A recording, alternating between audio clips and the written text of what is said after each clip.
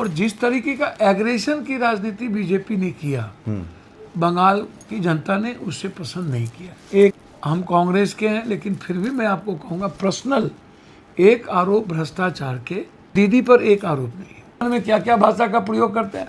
अब मंगल के दिन मांस खा रहे हैं इनके एमपी, धर्मात्मा अधिकारी बनते हैं। सारे संस्कार को खत्म करके चुनाव, पूरी दुनिया की ताकत, सारे पैसे ईडी, सीबीआई, सैनिक बल, एनआई क्या है? जांच एजेंसी। तो फिर एनआई को चुनाव में कभी आप सुने? आज़ाद हिंदुस्तान में आपने कभी सुना किसी की एजेंसी को जेल भेज देगा? देश का सबसे बड़ा चुनावी नतीजा जो है वो आने वाला है। पूरे देश की नज़र बंगाल पर है। तमिलनाडु, केरल और पुडुचेरी 5 राज्यों के विधानसभा चुनाव है। प्रधानमंत्री नरेंद्र मोदी और गृह मंत्री अमित शाह की पूरी प्रतिष्ठा दांव पर लगी है। मेरे साथ 7 बार के सांसद, सीनियर नेता और लगातार बंगाल और असम में चुनाव प्रचार कर चुके पप्पू यादव हैं। सर, समय देने के लिए बहुत बहुत शुक्रिया। बंगाल पर पहला बयान। नमस्कार। बंगाल का जो स्वाभिमान है, आत्मसम्मान है, और बंगाल की जो संस्कृति रही है, हिस्ट्री है, रविन्द्रनाथ टैगोर का, सुभाष चंद्र बोस का, विवेकानंद का, आप दुनिया के चटर्जी जी का आप उठा करके देखिएगा, वो क्रांति के विचारों से परिपूर्ण रहा है।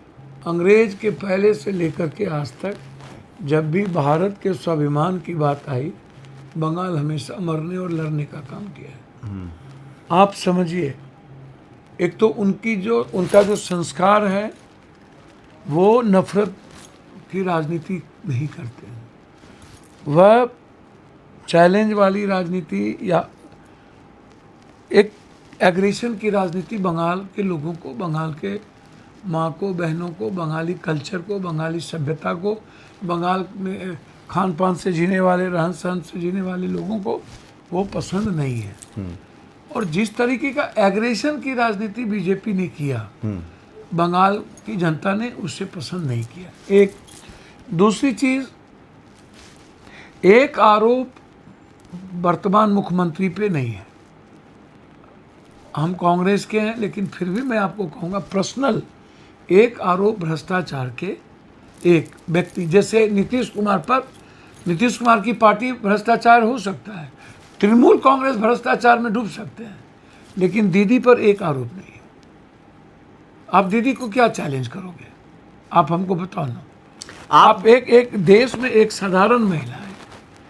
अब दीदी 3 बार से लगातार 9,000 रुपया महिलाओं को दे रही है, 2-2.5 करोड़ महिलाओं को, और 1,500 से 1,800 रुपया बेरोजगार युवाओं को दे रहा है। आप मुझे नतीजा बताइए सर। भैया बहुत क्लियर है। क्या? बहुत क्लियर है, बीजेपी हारेगी। बीजेपी सारे तंत्र, भैया आप कल सुखोई ले आवे, वो माफ कीजिएगा, हाँ बताइए सर। और हुरबुस से और कुछ ले आवे, अब्राहम एनआई ले आए, या राफेल भी कोई ऊपर उड़ाने की कल जरूरत हो, वो बंगाल है। कहना क्या चाह रहे हैं आप? सर, वो बंगाल है। यदि बंगाल में कल इनके फोर्सेस यदि और इनके पदाधिकारी चुनाव को प्रभावित करने की कोशिश किया, तो बंगाल मरना पसंद करेगा। रक्त चरित्र आप उकसा रहे हैं। आप हमको मारिएगा, हम उसका उकसा रहे हैं। हम कह रहे हैं हम मरने की तैयारी में बंगाल है। हम काहे का उकसा रहे हैं? हम क्या कर रहे हैं? बंगाल मारता है किसी को? आप सुने? पीस का नाम है। कितनी सीटें? लेकिन बंगाल मरने की तैयारी कर लेगा। कितनी सीटें? दीदी जीत, बीजेपी हार गई। जो ममता, सर बीजेपी नहीं जीत सकती बंगाल। तो दीदी कितनी सीटें, वही तो कह रहा हूँ भैया। फिर ये तो मैं नहीं कहूँगा कितनी सीटें, लेकिन वो कह रही है 226। भैया दीदी जो कह रही होंगी, वहाँ तो सारा का सारा आनंद पत्रिका, बाजार, न्यूज 18 से लेके सबने दीदी को जिता दिया। अमित शाह के लिए जो अभिषेक बनर्जी ने मंच पर बोला था कि वो भाषा जैसा को तैसा, अब जो वर्तमान में जो राजनीति है, डीएनए, गाली गलौज, भैंस दे देंगे, गाय गंगा गोरू छिपकली जेबर नथिया चुरा लेगा, तुम्हारा गाय चुरा लेगा, उल्टा लटका देंगे, मार देंगे, कटवा देंगे, गुंडाई ख़त्म कर देंगे। तो आप बोलते जाइए। बंगाल में आप नहीं सुना सकते थे, क्या क्या भाषा का प्रयोग करते हैं उनके मुख्यमंत्री हेमंता, क्या सदन में क्या क्या भाषा का प्रयोग करते हैं। अब मंगल के दिन मांस खा रहे हैं इनके एमपी, धर्मात्मा अधिकारी बनते हैं। सारे संस्कार को खत्म करके चुनाव जीतने के लिए तो दीदी तो कभी नहीं बोली कि हम मांस नहीं मछली खाना बेकार है। मंगल को खा रहे हैं आप नहीं खाते हैं? हम तो खाते हैं, हम तो आनंद मार्गी हैं। तो आनंद मार्गी तो मांस मछली कैसे मुद्दा हो सकता है? भैया मांस मछली मुद्दा तो उन लोग बनाए हैं ना भैया। सीट तो बता दीजिए, दीदी कह रही है 226 सीटें। भैया मुझे लगता है कि 160 और 180-85 से नीचे नहीं जीतेंगे, ऊपर ही जीतेंगे। ममता बनर्जी मतलब चौथी बार सीएम बनने जा रही है। सर चौथी बार सेकुलर सरकार बनेगी और मुझे इसमें कहने में कोई दो मत नहीं है, ममता जी सीएम बनेगी। असम को लेकर डीके शिव कुमार आपके उप मुख्यमंत्री, उन्होंने कहा है कि अभी असम में बहुत कुछ बाकी है। मैं मीडिया की बातों पर भरोसा नहीं करता। वहाँ एक बददिमाग व्यक्ति मुख्यमंत्री है जो बिल्कुल अनडेमोक्रेटिक है, उन्हें ज्ञान कुछ भी नहीं है। जिस तरीके का वो व्यक्ति है, मुझे बहुत फेयर वोटिंग यदि होती तो कांग्रेस की सरकार बनती। और मैं अभी हारा नहीं हूँ, लेकिन मुझे लगता है कि जिस तरीके से इतना लंबा बक्सा रखा गया है, ये कोई बदमाशी ना किया हो। आप तो गए थे बीजेपी, आप कोलकाता में गए थे, खासकर आप मालदा वाले बेल्ट में गए, चुनाव प्रचार किया है। हाँ। क्या लग रहा था? दीदी का वो आकर्षण अभी भी है? लोग कह रहे हैं कि मुस्लिम समाज का तो वोट ही कट गया। 90 लाख वोट कटा है सर। मुस्लिम का कट गया, मुस्लिम और दलितों का वोट कटा है, पिछड़ों का। ईबीसी का कटा है, वही दलित पिछड़ों का वोट कटा। लेकिन वो कह रहे हैं कि जो लेफ्टिस्ट जनरल कैटेगरी के लोग थे, मुखर्जी, चट्टोपाध्याय, बंदोपाध्याय, उन लोगों ने बीजेपी को अपना लिया है। मैं आपको बहुत क्लियर बता दूं, मुखर्जी, चट्टोपाध्याय, बंदोपाध्याय की बात आप कर रहे हो, वो कंप्लीट रूप से दीदी के साथ है और कांग्रेस के भी साथ है और सीपीआई सीपीएम के भी साथ है। करें इस बार पहली बार बीजेपी गठबंधन में तमिलनाडु में सरकार बनाने जा रही है आईडीएमके के साथ। सारा कौन बोल दिया भैया, आप तो ऐसा कहाँ से, अब सारा सर्वे एक तरफा है। 27 सीटों पर चुनाव लड़ रही है बीजेपी तमिलनाडु में, 27 सीट। तो पता चलेगा आपको, औकात का पता चल जाएगा। वहाँ AIADMK जो जयललिता जी की पार्टी है, वहाँ डीएमके की सरकार बनेगी, इंडिया गठबंधन की सरकार बनेगी, कांग्रेस नेतृत्व की सरकार केरल में बनेगी, इंडिया गठबंधन की सरकार बनेगी, पुडुचेरी में भी बनेगी और बंगाल में भी बनेगी। आप एकदम श्योर हैं? भैया हम श्योर नहीं हैं, जो सामाजिक परिवेश है और जो परिस्थितियां हैं, पूरी दुनिया की ताकत, सारे पैसे ईडी, सीबीआई, सेना, अर्धसैनिक बल, सेना का चुनाव में नहीं लगा, पैरामिलिट्री फोर्सेस लगे हैं। अर्धसैनिक बल, एनआई क्या है? जांच एजेंसी। तब फिर एनआई को चुनाव में कभी आप सुने? आज़ाद हिंदुस्तान में आपने कभी सुना किसी की एजेंसी को जेल भेज देगा? इसके एजेंसी के डायरेक्टर को ही जेल भेज दिया और जिस दिन चुनाव खत्म हुआ उस दिन बेल करवा दिया ईडी से, ईडी कहती से। आईपैक वाले के बारे में, आईपैक वाले कभी सुना आपने? ईडी का बेल लोअर कोर्ट से हुआ है। तो आप 15 दिन पहले डाटा लेने के लिए डाटा चोरी, कोई कर्म बाकी रखे हैं क्या? कोई कर्म, कोई एक कर्म बता दो।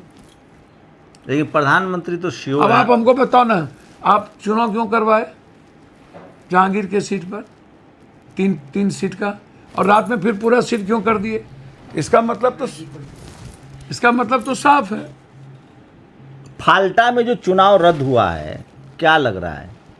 मतलब फाल्टा विधानसभा के चुनाव को रद्द कर दिया गया गलत तरीके से। Ego problem. वही वीडियो वायरल हुआ था सर। ईगो प्रॉब्लम, बस दिखाने के लिए कि हम ताकतवर हैं, हम कुछ भी करेंगे। चुनाव आयोग का एक निर्णय इतना गलत, इतना गंदा, बाप रे बाप। लेकिन वो तो इंस्टीट्यूशन, वो तो संवैधानिक संस्था है। संवैधानिक संस्था टीएन शेषन नहीं था, संवैधानिक संस्था रॉ नहीं थे। कभी आपने अनबैलेंस देखा? एक तरफा इस तरीके की चीजें कभी आपने सुनी है क्या? क्या एक तरफा है भैया, गजब बात आप कर रहे हो। अब 27 लाख सबसे पहले आप वोटर लिस्ट से नाम गायब कर दिए। कहाँ? एसआईआर बंगाल में 90 लाख। नहीं, वो तो एसआईआर था। हाँ। वोटर लिस्ट से 27 लाख उसके बाद तब। अरे तो फर्जी बांग्लादेशी होगा। भैया आप बेकार की बात। चलिए भैया, मैं हाथ जोड़ता हूँ आपसे। आप जीतने के लिए, बीजेपी को जिताने के लिए क्या क्या कर्म नहीं किए आप। अरे आप लोग टीवी अखबार, पत्रकार को अहमियत नहीं दीजिएगा। सारा टीवी अखबार कह रहा है कि बंगाल में बीजेपी जीतने जा रही है। सारा तो काहे नहीं दे दिया? प्रदीप गुप्ता बोल देता जीतने जा रहा है, एक्सिस वाला काहे ने बोल दिया? और फिर ऊपर नीचा कॉन्टेस्ट क्या कर रहा है? ये दिल्ली में बैठा जो बीजेपी ने लिख के दिया वो बोल रहा है। एक भी कलकत्ता का पत्रकार कहाँ बोल रहा है? यहाँ पर जो बीजेपी मैं है वो बोल रहा है। लोग कह रहे हैं कि अब पप्पू यादव भी संभल कर बोल रहे हैं। जनता के मुद्दों पर पहले की तरह मुखर नहीं है, उनको भी डर सता रहा है। हम कौन बताइए? अब ये जा करके हम लड़ाई लड़े, दिल्ली में गोली मार दिया, उस परिवार की मदद की है, 7 बजे उसके घर गए, सबसे पहले पप्पू यादव लड़ाई लड़ा, बोला। हम आज भी इनकाउंटर के खिलाफ बात किए कि आप ही का जदयू और बीजेपी के बीच का झगड़ा चल रहा है बिहार में। वो जदयू के साथ थे रामधनी यादव, इनके मुख्यमंत्री जी के साथ भी फोटो, बीजेपी अध्यक्ष के साथ फोटो, वो सरेंडर किया। जो भागलपुर वाला जो इनकाउंटर हुआ है, तो क्या कर रहे हैं आप? अब अपराधी का इनकाउंटर हो ना, जो हमारे सेना का मनोबल। नीतीश कुमार जी जब तक थे तब तक गोली क्यों नहीं चला रहा था पुलिस पर? नीतीश कुमार के जाते गोली कैसे चल रही है? इसका मतलब है कि अपराधी का मनोबल बढ़ गया। नीतीश कुमार के जाने के बाद डेली 15 से कम हत्या नहीं। बच्ची को उठा करके ट्रेन का चेन पुलिंग करके नीचे ले जाके बलात्कार करके छोड़ दिया। आज एक बच्ची का लाश मिला है, क्या माला पहनाएंगे? डेली मर्डर हो रहा है, माला पहनाएंगे? तो इसीलिए कौन सी डर रहा संभल करके बोलना है। भैया हम तो सही बात बोलते हैं, हम तो किसी की आलोचना करते नहीं। तो कल बहुत बड़ा चुनाव है। ये लोकतंत्र के हिसाब से आप देखें तो बीजेपी अपने 12 साल, केंद्र में उसकी 12वें साल की सरकार है। अगर बीजेपी बंगाल जीत लेती है तो उसका मनोबल 7वें आसमान पर जाएगा, और अगर बीजेपी बंगाल हार जाती है तो विपक्षी दलों को कम से कम एक बूस्टर डोज मिलेगा और उनको लगेगा कि किसी भी कीमत पर चुनाव जीता जा सकता है, बीजेपी भी हार सकती है। आप लोग की क्या प्रतिक्रिया? अपनी प्रतिक्रिया जरूर दीजिए। शंभू कुमार सिंह, नेशनल दस्तक, दिल्ली। नेशनल दस्तक की आपसे गुजारिश है कि अगर इसको बचाना चाहते हैं तो नेशनल दस्तक को सब्सक्राइब करने के लिए रेड कलर के सब्सक्राइब बटन को दबाएं, फिर बेल आइकन की घंटी दबाएं। नेशनल दस्तक को बचाने के लिए बहुत जरूरी है कि हर खबर को शेयर करें, लाइक करें, कमेंट जरूर करें।